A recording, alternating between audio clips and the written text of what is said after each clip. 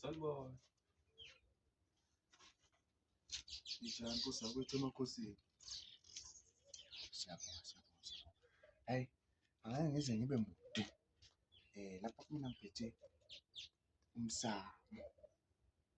Lokhu-ke sithi umsamo. Lento-ke ijule kakhulu. Iyasiqeda isinyama. Iyasiqeda isinyama siphele nya. Iphinde futhi ibe into esiza kakhulu uma umuntu uhlutshwa amadlozi. Mhlambe ubangwa amadlozi. Bakhaba ubabana yangena ugeza usuke loyo mbango. Noma nje izinto zakho zithi ukubhedabheda. Akusaxaxa nje usuyaphansi kwamabhizinisi usushona phansi. Akusiza-ke into ezakho lokuthi phakame. Angithi sithi-ke umsamo. Osayentisi bethu wase bahlakaniphe kakhulu phela.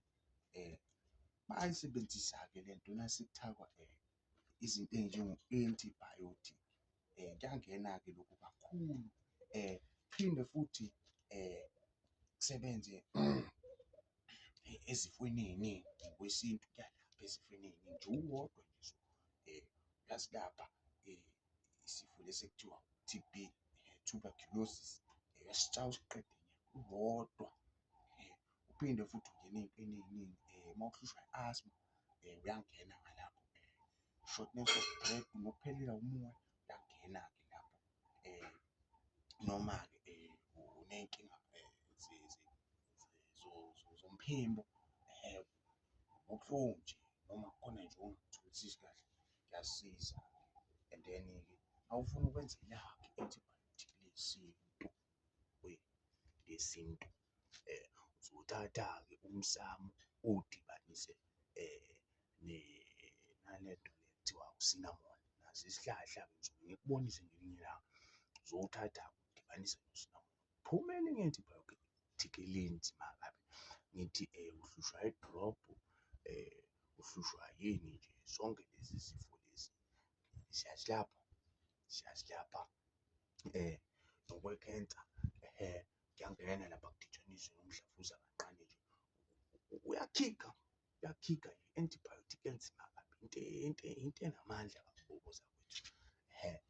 Ungena-ke ey'ntweni ey'ningi uphinde futhi ulaphe kodwa-ke nawumuntu-ke mhlawumbe uthanda ukuhlala ngazo lezi zinto lona-ke ugeza ngawo kakhulu. Ukugeza nje ukufutha hhayi angikubali kodwa uyageza lapha kakhulu. Bese ngingathini vele bese esimweni sani sokugaba sokuphalaza. Esimweni sokuphalaza ayi usebenzisa kanye. Awusebenzisi kakhulu phela ngoba mase usuke uphalaza ngawo kakhulu uzobangela i-diarrhea. Uphatha nje isifuba sokuthi ugabha uye ethoyilethi nje ungaqondisisi kuyenzakalayo emzimbeni. Awuphalazi ngawo kakhulu usebenzisa ikota ye-teaspoon.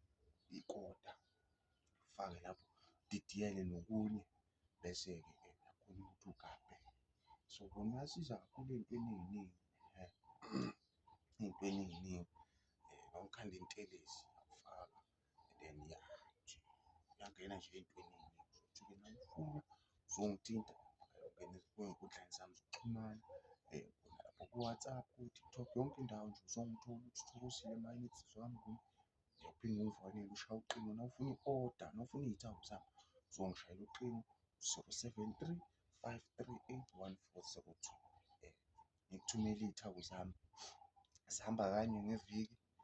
So uzobhukha kube ne-date bese siyaphuma. Noma ufuna ukuhlola-ke uzongithinta ey'nkundleni zokuxhumana bese siyahlangana. Ngino-virtual consultation, ngine-physical consultation. I even have an international consultation.